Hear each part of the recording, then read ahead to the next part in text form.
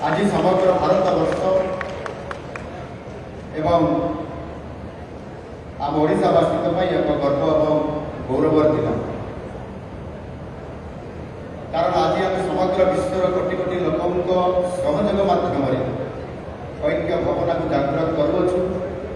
योग हूँ विश्व मानव समाज को भारतर एक महार्घ्य उपहार। भारतीय संस्कृति और परंपरार एक अविच्छेद्य अंग हूँ योग, जहाँ केवल देश भितर सीमित हो रही किंतु माननीय प्रधानमंत्री श्री नरेंद्र मोदी जी 2014 मे मासरे दायित्व ग्रहण कर 6 मास मध्य योग को सारा विश्व में परिचित करने पदक्षेप ग्रहण करते।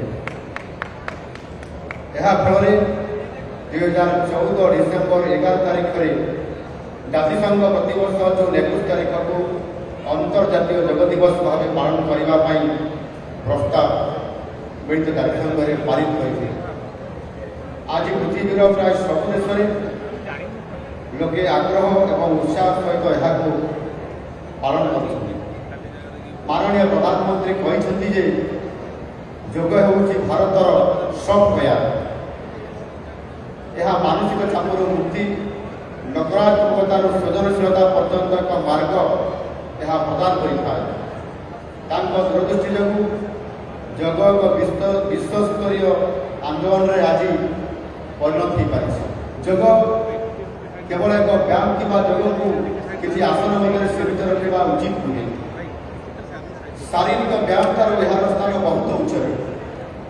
योग हूँ शारीरिक बौद्धिक मानसिक एवं आध्यात्मिकतार एक अपूर्व संगम। भारतीय संस्कृति एवं योगी परंपरा सृष्टि योगी परंपरा सृष्टि कौन से निर्दिष्ट धर्म सहित यह केवे भी जड़ित हो रही।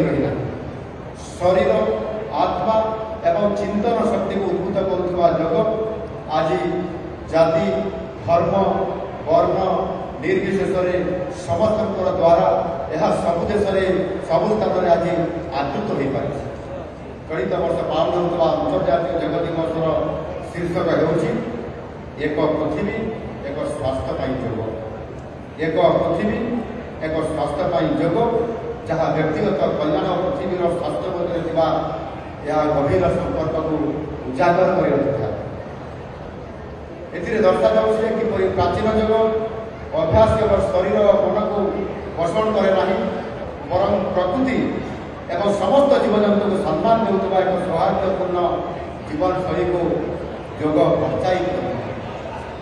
भगवान श्रीकृष्ण भागवत गीतारे कहते योग समतम उच्यते अर्थात योगर अर्थ हो समानता एवं संतुलन।